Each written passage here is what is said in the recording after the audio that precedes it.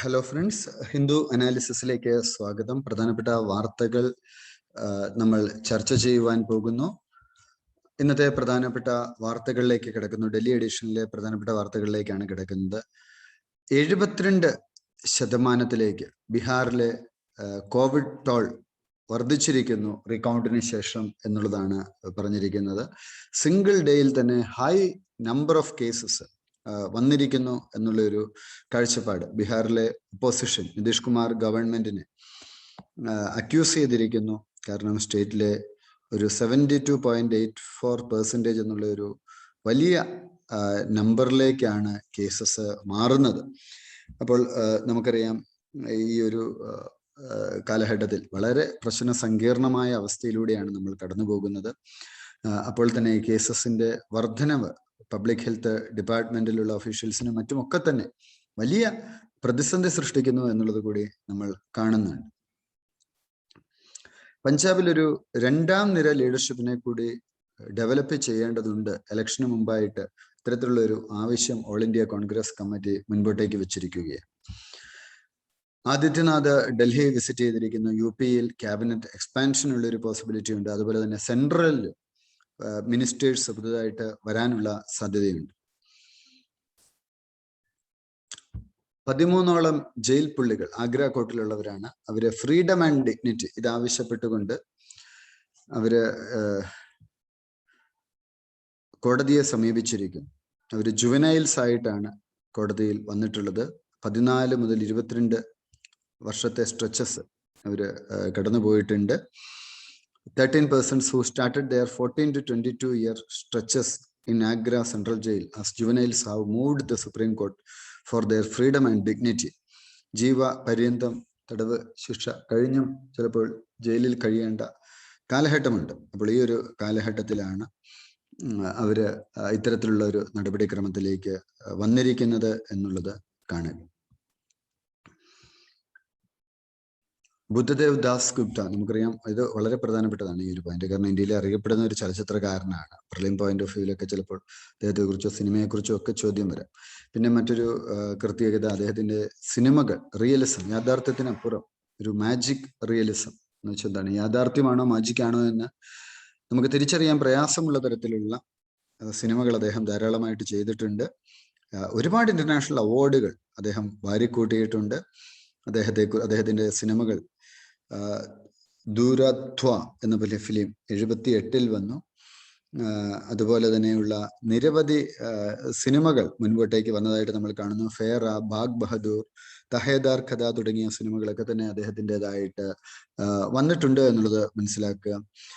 കൂടാതെ ധാരാളം അവാർഡുകൾ അദ്ദേഹം വാരി കൂട്ടിയിട്ടുണ്ട്. 12ഓളം നാഷണൽ അവാർഡ് ഉണ്ടായിരുന്നു. അപ്പോൾ 2 തവണ golden bear award Berlin international ഫെസ്റ്റിവലിൽ അദ്ദേഹം അത് നേടുകയുണ്ടായി. 1988-ൽ അദ്ദേഹത്തിന്റെ ഫേര എന്ന് പറയുന്ന സിനിമ, അതും ഇന്റർനാഷണൽ അവാർഡുകൾ വാരിക്കൂട്ടി. ഒരു ഫിലിം ജീനിയസ് എന്നറിയപ്പെടുന്ന വ്യക്തിത്വമാണ്. മാത്രമല്ല അദ്ദേഹം ഒരു പോയറ്റ് കൂടിയാണ്. ലോക്കൽ പേജിലെ വാർത്തകൾ ആവശ്യമുണ്ടെങ്കിൽ മാത്രം നമുക്ക് നോക്കാം, ഇല്ലെങ്കിൽ നമുക്ക് ഒഴിവാക്കി വിടാം. നമുക്ക് ആവശ്യമുള്ള വാർത്തകൾ വേണം. എല്ലാ ദിവസവും നമ്മൾ ആവശ്യമുള്ള വാർത്തകളിൽ പോകുക, അൺനെസസറി വാർത്തകളിലേക്ക് സമയം നിങ്ങൾ സ്പെൻഡ് ചെയ്യാണ്ടിരിക്കുക.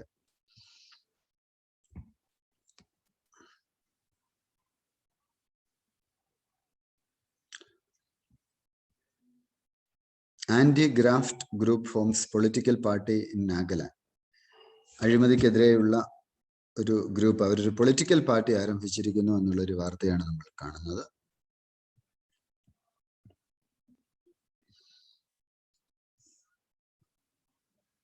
മഹാരാഷ്ട്ര സ്റ്റാർട്ടപ്പ് വീക്കിൽ 15 ലക്ഷം രൂപ വരെയുള്ള പ്രൊജക്ട്സ് അവർക്ക് നേടിയെടുക്കാനുള്ള ഒരു അവസരം ഗവൺമെന്റ് കൊടുത്തിരിക്കുന്നു. ലോക്കൽ വാർത്തയാണെങ്കിലും ചെറുപ്പക്കാരെയൊക്കെ സഹായിക്കാൻ വേണ്ടിയുള്ള ഗവൺമെന്റിന്റെ ഇത്തരം നടപടിക്രമങ്ങൾ നല്ലതാണ്.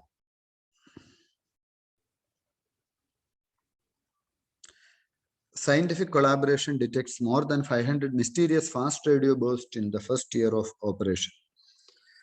Scientists with the Canadian Hydrogen Intensity Mapping Experiment collaboration, അവരുടെ കണ്ടുപിടുത്തങ്ങൾ, അവര് മുംബൈ ബേസ്ഡ് ആയിട്ടുള്ള ടാറ്റ ഇൻസ്റ്റിറ്റ്യൂട്ട്, പൂനെ ബേസ്ഡ് ആയിട്ടുള്ള ഫണ്ടമെന്റൽ റിസർച്ചും നാഷണൽ സെന്റർ ആൻഡ് റേഡിയോ ആസ്ട്രോഫിസിക്സും ഒക്കെ ചേർന്നുള്ള collaboration fast radio burst FRBs ടെലികോപ്സിൽ ഐഡന്റിഫൈ ചെയ്തിരിക്കുന്നു എന്നുള്ളൊരു വാർത്തയാണ് നമ്മൾ കാണുന്നത്. നമ്മൾ എഡിറ്റോറിയലിലേക്ക് പോവുകയാണ്. Seed and fruits. ആദ്യത്തെ editorial mechanism for CM to cooperate on issues of centre and state relations is welcome. നമുക്കറിയാം വെസ്റ്റ് ബംഗാളിൽ മമതാ ബാനർജിയും NDA ഗവൺമെന്റും തമ്മിൽ നടന്നുകൊണ്ടിരിക്കുന്ന ആ ഒരു ശീതസമരം ഈ ദിവസങ്ങളിലെല്ലാം പത്രങ്ങളിൽ വാർത്തയായിരുന്നു. West Bengal chief minister Mamata Banerjee പറഞ്ഞു സഹകരണമാണ് വേണ്ടത്. ഒരു പറഞ്ഞിരിക്കുന്ന NDA കൗണ്ടർ പാർട്സിനോട് പറഞ്ഞു മറ്റ് സംസ്ഥാനങ്ങളിലുള്ള ഫോർ എക്സാമ്പിൾ കേരളത്തിൽ കമ്മ്യൂണിസ്റ്റ് ഗവൺമെന്റ് ആണ്, NDA ഗ്രൂപ്പാണ്. Farmers support farmers agitating against 3 controversial laws made in June 2020. അവരെ സപ്പോർട്ട് ചെയ്യാൻ വേണ്ടി മമതാ ബാനർജി ആവശ്യപ്പെട്ടിരിക്കുകയാണ്. It is meant to go beyond aiding the farmers. ഫാർമേഴ്സിനെ സപ്പോർട്ട് ചെയ്യുക, അതിനപ്പുറത്തേക്ക് കൂടി പോകും. Who fear that these laws could make them more vulnerable to market fluctuations. But the focus on farm laws, which the government says would make farming more competitive and remunerative. Government ഒരു ആശയവും farming എന്ന് പറയുന്നത് competitive ആയിരിക്കണം, remunerative ആയിരിക്കണം എന്നുള്ളതാണ്. അപ്പോൾ MSPയുമായി ബന്ധപ്പെട്ടിട്ടുള്ള ചർച്ചകളൊക്കെ തന്നെ നടക്കുകയാണ്. While the government reiterated this week that MSP for various crop would continue. Government വീണ്ടും പറഞ്ഞു MSP കൂട്ടി അല്ലെ, മിനിമം സപ്പോർട്ട് പ്രൈസ് റൈസിൻ്റെ അടക്കം കൂട്ടുകയുണ്ടായി. ഇപ്പൊ ഗവൺമെന്റ് മുൻപോട്ടേക്ക് വെച്ചു ഞങ്ങൾ പ്രൈസ് കൂട്ടുകയാണ്. ഇപ്പൊ അരിക്കൊക്കെ ആണെങ്കിൽ കോസ്റ്റിന്റെ ഏതാണ്ട് 50% MSP ലാഭമായിട്ട് തന്നെ വരുന്നുണ്ട്. അപ്പൊ അതൊക്കെ വളരെ ഒരു നല്ലൊരു നടപടിക്രമം, ഗവൺമെന്റ് ഭാഗത്തു നിന്നുണ്ടായ ഒരു മികച്ച നടപടിക്രമം എന്നൊക്കെ വേണമെങ്കിൽ നമുക്ക് വിശേഷിപ്പിക്കാൻ പറ്റുന്ന ഒരു കാര്യമാണ്. അപ്പോൾ അതൊക്കെ എന്തുകൊണ്ടും നല്ല നടപടികളാണ്. അപ്പോൾ NDAയുടെ പാർട്ടല്ലാത്ത ചീഫ് മിനിസ്റ്റേഴ്സിനോട് സംസാരിക്കുകയും ഒരു virtual conference CMs with the farmers and joint letter to the centre ഈ ഒരു ഇഷ്യൂവിൽ കൊണ്ടുപോകണമെന്നുമാണ് മമതാ ബാനർജി ആരംഭിച്ചിരിക്കുന്നത്. Kerala at least 2 other CMs who were elected along with her in the recent assembly elections share her position on farm laws. അതായത് കേരളത്തിൽ പിണറായി വിജയനും അതുപോലെ തന്നെ തമിഴ്നാട്ടിൽ MK സ്റ്റാലിനും സമാനമായിട്ടുള്ള ഒരു കാഴ്ചപ്പാടാണ് മുൻപോട്ടേക്ക് വെക്കുന്നത്. പ്രീവിയസ് അസംബ്ലിയിൽ ഒരു യുനാനിമസ് റെസൊല്യൂഷൻ അവര് പാസ്സാക്കുകയുണ്ടായി. കേരളത്തിൽ ഈ ലോസ് റിപ്പൽ ചെയ്യണം, പിൻവലിക്കണം എന്നുള്ള ആവശ്യവുമായി മുൻപോട്ടേക്ക് വെച്ചിട്ട്. അപ്പോൾ ഓൾ ഇന്ത്യ തലത്തിൽ NDA CMs നോക്കുവാണെങ്കിൽ എല്ലാവരും ചിലപ്പോൾ ഒരു ജോയിന്റ് പ്ലാറ്റ്ഫോമിന് തയ്യാറാകണമെന്നില്ല. കാരണം അവർക്കും ഇൻഡിവിജ്വൽ കാൽക്കുലേഷൻസ് കാണാം. ഡൽഹിയിലെ അരവിന്ദ് കെജ്രിവാൾ അദ്ദേഹം മറ്റ് CMസിന്റെ സപ്പോർട്ട് യൂണിലാറ്ററൽ ആക്ഷൻ, സെൻട്രലിന്റെ ആക്ഷനിൽ ആവശ്യപ്പെടുകയുണ്ടായി. അപ്പോൾ മമതാ ബാനർജി അദ്ദേഹത്തെ സപ്പോർട്ട് ചെയ്യുകയും ചെയ്യും. അപ്പോൾ Kejriwal Mr. Kejriwal was not reciprocative when she raised concerns of overreach by the center. സെന്ററിന്റെ അമിതമായ ഇടപെടലിനെ കുറിച്ച് മമതാ ബാനർജി സപ്പോർട്ട് തേടിയപ്പോൾ കേജ്രിവാൾ പക്ഷെ തിരിച്ചു കൊടുത്തിട്ടില്ല സപ്പോർട്ട്. അപ്പോൾ ഇത്തരത്തിലുള്ള CMസിന്റെ എല്ലാം ഒരു കൂട്ടായ ശ്രമങ്ങൾ, ഉദാഹരണം പറഞ്ഞ ഒറീസ, ആന്ധ്രാപ്രദേശ്, നവീൻ പട്നായിക്, YS ജഗ്മോഹൻ റെഡ്ഡി, അവരൊക്കെ സെൻട്രുമായിട്ട് നല്ലൊരു ബന്ധത്തിലാണ്. ഇവര് NDA അലയൻസ് ആണ്, പക്ഷെ അവര് സെൻട്രുമായിട്ട് നല്ല ബന്ധത്തിലാണ്. ജോയിന്റ് എഫേർട്സ് പലപ്പോഴും ഒരു വാക്സിനേഷൻ പോളിസിയിലെ ഒരു ചേഞ്ചിലേക്ക് വഴിതെളിച്ചിട്ടുണ്ട്. ഇപ്പൊ ജോയിന്റ് സ്ട്രാറ്റജി ഫാം ലോസിന്റെ കാര്യത്തിലും വന്നാൽ അത് പല സംസ്ഥാനങ്ങളിൽ പല രീതിയിൽ അത് സ്വാധീനിക്കും. ഒരു ബ്രോഡർ പോയിന്റ് നോക്കുകയാണ് എങ്കിൽ സെന്ററിന്റെ tendency to ignore states while formulating policy is salient. She has also called for continuing mechanism for CMs to cooperate on issues of center-state relations. Turning this into a combative platform could do more harm than good. But it is a suggestion worth pursuing. Cooperative federalism. ഇവിടെ വളരെ നന്നായിട്ട് നമ്മൾ analyse ചെയ്യേണ്ട ഒരു term എന്ന് പറയുന്നത് cooperative ഫെഡറലിസമാണ്. സെന്ററുമായിട്ടൊരു ഏറ്റുമുട്ടലിനല്ല പോകുന്നത്. സെന്ററും സ്റ്റേറ്റ്സും തമ്മിൽ പരസ്പര സഹവർത്തിത്വത്തിലൂടെ മുൻപോട്ടേക്ക് പോവുകയാണ്. അപ്പോൾ അത്തരത്തിലുള്ള ഒരു നല്ല ഒരു കോൺവെർസേഷൻ അതൊരു ബിഗിനിങ് ആയിരിക്കാം. അത്തരത്തിലുള്ള ഒരു ഹാർമോണിയസ് കമ്മ്യൂണിക്കേഷൻ പ്രധാനമന്ത്രിയും അല്ലെങ്കിൽ CMസും ഒക്കെ ആയിട്ടുള്ളത് നന്നായിരിക്കും എന്നുള്ള ഒരു കാഴ്ചപ്പാട് കൂടി ഹിന്ദു എഡിറ്റോറിയൽ മുൻപോട്ടേക്ക് വെച്ചിട്ടുണ്ട്. Terror in the Sahel. അടുത്ത ഒരു editorial, global powers should not stay away from the growing threat posed by Islamist in Africa. നമുക്കറിയാം ഒരുപാട് ആഫ്രിക്കൻ കൺട്രീസിൽ അവിടെ ഇസ്ലാമിസ്റ്റ് ടെററിസ്റ്റുകളുടെ അറ്റാക്സ് ഉണ്ട്. അപ്പോൾ ഏതാണ്ട് 160 പേരാണ് ബുർക്കിനോ ഫാസോയിലുള്ള ഒരു ബോർഡർ വില്ലേജ് കഴിഞ്ഞ ദിവസം ഈ സഹേൽ റീജിയനിൽ ഇസ്ലാമിസ്റ്റ് ടെററിസത്തിന്റെ ഭാഗമായി കൊല ചെയ്യപ്പെട്ടു. റെസ്പോൺസിബിലിറ്റി ആരും ഏറ്റെടുത്തിട്ടില്ല എങ്കിലും ബുർക്കിനാബെ അതോറിറ്റീസ് പറയുന്നത് Islamic state in the greater Sahara, ISGS, അവരാണ് ഇതിന്റെ ഉത്തരവാദിത്വങ്ങൾ എന്നാണ് പറയുന്നത്. അപ്പോൾ 100 കണക്കിന് ടെറർ അറ്റാക്സ് അവർ ഈ അടുത്ത കാലഘട്ടത്തിൽ നടത്തിയിട്ടുണ്ട്. ഇസ്ലാമിസ്റ്റ് ടെററിസ്റ്റ് അറ്റാക്ക് 2015 സംഭവിച്ചിരുന്നു. പിന്നീട് അത് കുറഞ്ഞു വന്നതാണ്. ഇപ്പൊ ഈ നൈജറുമായിട്ടും മാലിയായിട്ടും ബോർഡർ, മാലി എന്ന് പറയുന്ന ഒരു ആഫ്രിക്കൻ കൺട്രി ഉണ്ടല്ലോ, ബോർഡർ ഇടുന്ന ഈ സ്ഥലത്ത് ബുർക്കിന ഫാസോയില് സഹേൽ റീജിയനിൽ അതൊരു സെമി അരിഡ് ടെറിട്ടറിയാണ്. അപ്പോൾ ടെററിസ്റ്റ് ഗ്രൂപ്പ് അവരുടെ നെറ്റ്വർക്ക്സ് എക്സ്പാൻഡ് ചെയ്യുകയും അറ്റാക്സ് സിവിലിയൻസിലും സോൾജിയേഴ്സിന്റെയും മേൽ നടത്തുന്നു എന്നുമൊക്കെയുള്ളത് ശ്രദ്ധിക്കേണ്ട ഒരു കാര്യമാണ്. ബുർക്കിന ഫാസോ അറ്റാക്ക് 137 ആളുകൾ കൊല ചെയ്യപ്പെട്ടിട്ടുണ്ട്, ജിഹാദിസ്റ്റുകളും ഒക്കെ തന്നെ നൈജറിൽ. Islamist control swatches of territories and have carried out abductions in the attacks, including gunning down 27 in a village on Sunday. അപ്പോൾ ധാരാളം പാവപ്പെട്ട ആളുകൾക്കാണ് ജീവൻ നഷ്ടപ്പെടുന്നത്. 27 പേര് അവര് വെടിയുണ്ട് ഉതിർത്ത് കൊലപ്പെടുത്തുകയുണ്ടായി. അപ്പൊ ഈ ടെററിസ്റ്റ് ഗ്രൂപ്പുകളിൽ ഒന്ന് ISGS, ഗ്രേറ്റർ സഹാറയിലുള്ള IS, പിന്നെ Islamic state west Africa province എന്ന് പറയുന്ന ഒരു ഗ്രൂപ്പ്, ജമാഅത്ത് നാസർ അൽ ഇസ്ലാം വാൽ മുസ്ലിമിൻ എന്ന് പറയുന്ന മറ്റൊരു ഗ്രൂപ്പ്, ലോക്കൽ അൽഖ്വയ്ദ ബ്രാഞ്ച്. അപ്പൊ ഇവരെല്ലാം തന്നെ വലിയ പ്രശ്നങ്ങൾ ഈ ആഫ്രിക്കൻ രാജ്യങ്ങളിൽ നിലനിർത്തുകയാണ്. അപ്പോൾ അവരോട് ലോയൽറ്റി കാണിക്കാത്ത എല്ലാവരെയും ജിഹാദിസ്റ്റുകൾ എന്ന് പറഞ്ഞുകൊണ്ട് അവരെ ഷൂട്ട് ഡൗൺ ചെയ്യുന്ന ഒരു കാര്യമാണ്. ബൊക്കോ ഹറാം എന്ന് പറയുന്ന ഒരു ഗ്രൂപ്പിനെ കുറിച്ച് നിങ്ങൾക്ക് എല്ലാം അറിയാം, പെൺകുട്ടികളെ തട്ടിക്കൊണ്ടുപോയത്. അപ്പം and the ISWAP are fighting each other but control territories in north eastern Nigeria. France ട്രൂപ്സിനെ കൗണ്ടർ ഇൻസർജീവ് ഓപ്പറേഷൻസിന് വേണ്ടി അങ്ങോട്ടേക്ക് വിടുകയുണ്ടായി. അപ്പോൾ ഫ്രാൻസ് ഡിപ്ലോയ് ചെയ്തു. US-ന്റെ സപ്പോർട്ടൊക്കെ ഉണ്ടായിരുന്നു. ഡ്രോൺ ബേസ് നൈജറിൽ, US-ന്റെ ബേസ് ഉണ്ട് നൈജറിലുണ്ട്. അപ്പോൾ ഈ റെജീം ചേഞ്ച് പോളിസീസ്, US-ലെയും ഫ്രാൻസിലെയും അധികാര കേന്ദ്രങ്ങളുടെ മാറ്റങ്ങൾ to be blamed for the problems of the Sahel countries are facing today. When a NATO invasion removed Muammar Gaddafi from power in Libya in 2011, the region lost a stable bulwark against militias and jihadists. ഇവിടെ ഒരു ഹിന്ദു മുന്നോട്ടേക്ക് വെക്കുന്ന ഒരു കാര്യം എന്ന് പറയുന്നത്, ശക്തരായ ഭരണകർത്താക്കളെ നമുക്ക് ഈ മേഖലകളിൽ നഷ്ടപ്പെട്ടിട്ടുണ്ട്. അപ്പൊ ഈ ശക്തരായ ഭരണകർത്താക്കളെ നഷ്ടപ്പെടുമ്പോൾ എന്ത് സംഭവിക്കും? വെസ്റ്റ് ഇടപെടുമ്പോൾ വെസ്റ്റ് പലപ്പോഴും അത് സ്റ്റെബിലൈസേഷൻ ആണോ ഡീസ്റ്റെബിലൈസേഷനിലേക്കാണോ കൊണ്ടുപോയതെന്ന് ഇവിടെ ചിന്തിക്കാം. മുഹമ്മദ് ഗദ്ദാഫിയെ പോലെയൊക്കെയുള്ള ഭരണാധികാരികൾ ഉണ്ടായിരുന്നപ്പോൾ ഇത്തരം ഗ്രൂപ്പുകൾ അത്രയും ശക്തമല്ലായിരുന്നു. പക്ഷെ അവർ കൂടുതൽ ശക്തമായി വരികയാണ്. അപ്പോൾ വെസ്റ്റേൺ ഇടപെടലുകൾ, ഗ്ലോബൽ പവേഴ്സിന്റെ ഇടപെടലുകൾ കുറച്ചുകൂടി ശ്രദ്ധയോടുകൂടി വേണമെന്നുള്ള ഒരു ആശയവും കൂടി മുൻപോട്ടേക്ക് വെക്കുന്നുണ്ട്. Major global powers which worked together with the regional players to defeat the IS and West Asia should not stay away from growing threat from Africa. ആഫ്രിക്കയിൽ നിന്നുള്ള ത്രെട്ട് കൂടി അവർ കണക്കിലെടുക്കേണ്ടതുണ്ട്. They should, along with the UN, help Sahel countries build capacity and institutions. അവിടെ capacity ഡെവലപ്മെന്റിനും institutional ഡെവലപ്മെന്റിനും ഒക്കെയുള്ളൊരു പ്രാധാന്യം അവർ കൊടുക്കേണ്ടതുണ്ട് എന്നുള്ളൊരു കാഴ്ചപ്പാട് കൂടിയാണ് നമ്മൾ കാണുന്നത്.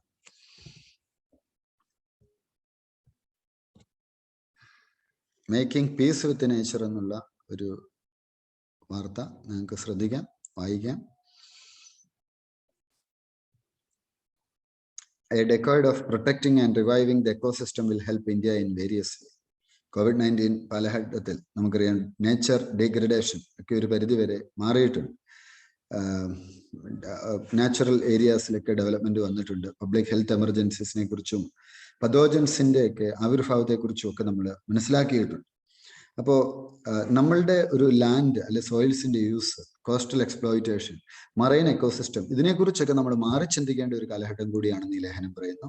യുഎന്റെ എൻവയോൺമെന്റൽ programme Food and Agricultural Organization, UN, decade on ecosystem restoration to prevent, halt, and reverse the degradation of ecosystems on every continent and in every ocean. എക്കോസിസ്റ്റത്തിന്റെ ഡീഗ്രഡേഷനെ നേരിടാൻ വേണ്ടി UN-ന്റെ പദ്ധതികൾ മുൻപോട്ടേക്ക് വരുന്നുണ്ട്. നമ്മുടെ ഗവൺമെന്റും അതിന് തക്ക നല്ല പദ്ധതികളുമായിട്ടാണ് മുന്നോട്ടേക്ക് വരുന്നത്. അത് വളരെ അഭിമാനം പകരുന്ന ഒരു കാര്യവും കൂടിയാണ്. ലക്ഷദ്വീപ് അഡ്മിനിസ്ട്രേറ്റർക്കെതിരെ MPs അവർ സമരം നടത്തുന്നു. അതിൻ്റെ ഒരു ലക്ഷദ്വീപ് അഡ്മിനിസ്ട്രേഷൻ ഓഫീസിൽ കൊച്ചിയിൽ MPമാര് അവർക്ക് അവിടെ വിസിറ്റ് ചെയ്യാനുള്ള ഒരു ഇത് കൊടുത്തിട്ടില്ല. അപ്പൊ CPI MP Binoy Viswam a breach of privilege motion, അദ്ദേഹം ലക്ഷദ്വീപ് അഡ്മിനിസ്ട്രേറ്റർ പ്രഫുൽ K പട്ടേലിന് എതിരെ പാർലമെന്റിൽ ഉന്നയിച്ചിരിക്കുകയാണ്. കാരണം ഐലൻഡ് വിസിറ്റ് ചെയ്യാൻ അല്ലെങ്കിൽ അവിടുത്തെ ആളുകളെ കാണാൻ അനുമതി കൊടുത്തിട്ടില്ല എന്നുള്ള ഒരു കാര്യത്തിൽ സെക്രട്ടറി ജനറലിനാണ് ഈ കത്ത് കൊടുത്തിട്ടുള്ളത്. അപ്പോൾ പട്ടേലിന്റെ അപ്പോയിന്റ്മെന്റിന് ശേഷം അവിടെ പലതരത്തിലുള്ള ഡയറക്ഷൻസും വന്നു. അത് പേഴ്സണൽ ലിബർട്ടിയുടെ മേലും ഉള്ള ഒരു എൻക്രോച്ചാണ്, അതിക്രമമായിട്ടാണ് സൂചിപ്പിക്കുന്നത്. പഞ്ചാബിൽ സെക്കൻഡ് ലീഡർഷിപ്പ് വേണം എന്നുള്ള ഒരു കാഴ്ചപ്പാട്. സുപ്രീം കോടതി ചോദിക്കുന്നു, CMന്റെ ചീഫ് മിനിസ്റ്റർ BS യെദ്യൂരപ്പയുടെ മകന് അമ്പലത്തിൽ കയറാമെങ്കിൽ എന്തുകൊണ്ട് മറ്റുള്ളവർക്ക് കയറിക്കൂട് അല്ലേ? ഇപ്പൊ ചില VIP കൾച്ചർ ഇന്ത്യയിലെ വലിയൊരു പ്രശ്നമാണ്, ഇത് മാറേണ്ടതുണ്ട്. Tree filling on assigned land in Kerala, അതിനെക്കുറിച്ചുള്ള പ്രോബ് ആരംഭിച്ചിരിക്കുന്നു.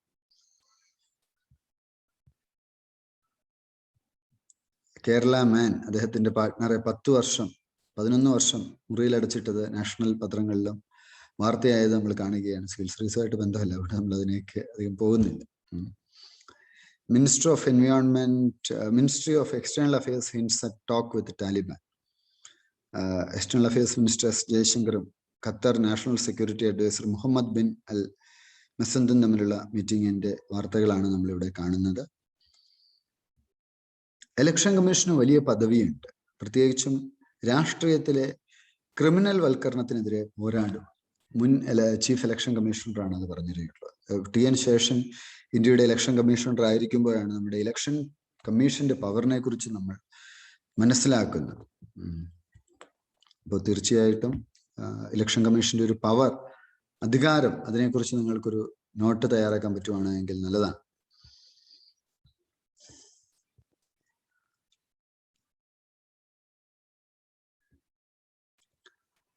സെക്കൻഡ് ഡോസ് അതിലേക്ക് കൂടുതൽ ഫോക്കസ് കൊടുക്കണം എന്നുള്ളത് ഹെൽത്ത് സെക്രട്ടറി ആവശ്യപ്പെട്ടിരിക്കുകയാണ്. അസം കോൺഗ്രസ് MP അദ്ദേഹം ഒരു പാർലമെന്റിന് മുമ്പിൽ അസം ഈസ് ബേണിംഗ് എന്ന് പറഞ്ഞുകൊണ്ട് സ്റ്റേറ്റ് ഗവൺമെന്റ് റൈറ്റ് വയലേറ്റ് ചെയ്തു. കാരണം അസാമിന്റെ ഇലക്ഷൻ അവിടെ കോവിഡ് വ്യാപനത്തിന് കാരണമായി എന്നുള്ളതാണ് അദ്ദേഹം മുൻപോട്ടേക്ക് വെക്കുന്ന ഒരു കാര്യം. മിനിസ്ട്രിയുടെ ട്രീറ്റ്മെന്റ് അതിനെ ഡോക്ടേഴ്സ് ഗ്രൂപ്പ് വെൽക്കം ചെയ്തു എന്നുള്ളതാണ് കാണുന്നത്. Protocol for children,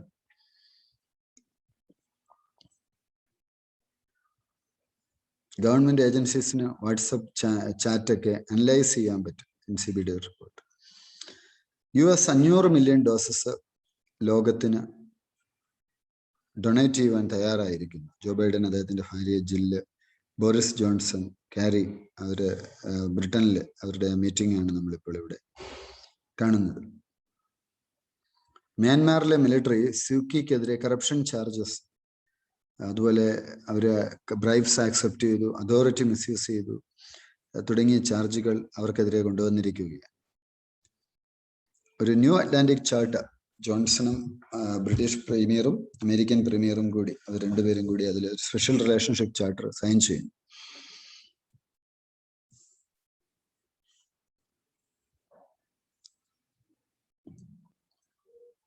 Delta variant is taking hold of Europe. People are urged to travel wisely. The World Health Organization Europe director warned that the highly transmissible Delta variant poised to take hold in the region as many countries prepared to ease restrictions and allow more social gatherings and travel across borders. യൂറോപ്പൊക്കെ open ചെയ്യുകയാണ്. അപ്പം ഈ variant, delta variant, ഇതൊരു threat ഉണ്ടാക്കാം എന്നുള്ളതാണ് WHO doctor Hans ക്ലൂഗ് പറയുന്നത്. Sports business page വാർത്തകളാണ് നമ്മളെ സംബന്ധിച്ച് അത്രയും പ്രാധാന്യം ഉള്ള വാർത്തകൾ ഉണ്ടെങ്കിൽ നമുക്ക് ഡിസ്കസ് ചെയ്യാം, അല്ലെങ്കിൽ നമ്മളത് ഒഴിവാക്കും. സ്പോർട്സ് പേജ് ആണ്. അപ്പോൾ ഇത്രയൊക്കെയാണ് അനാലിസിസിലുള്ളത്. നിങ്ങൾക്ക് എല്ലാവിധ വിജയാശംസകളും നേരുന്നു, നന്മകൾ നേരുന്നു. സ്വപ്നം കാണുക, നേഷൻ ബിൽഡിങ്ങിന് വേണ്ടി പരിശ്രമിക്കുക, സമൂഹത്തിന് വേണ്ടി ഒന്നും ഇച്ഛിക്കാതെ പ്രവർത്തിക്കുവാൻ ശ്രമിക്കുക, ഒരു നല്ല സിവിൽ സർവീസ് ഓഫീസറായി മാറുക. എല്ലാവിധ വിജയാശംസ.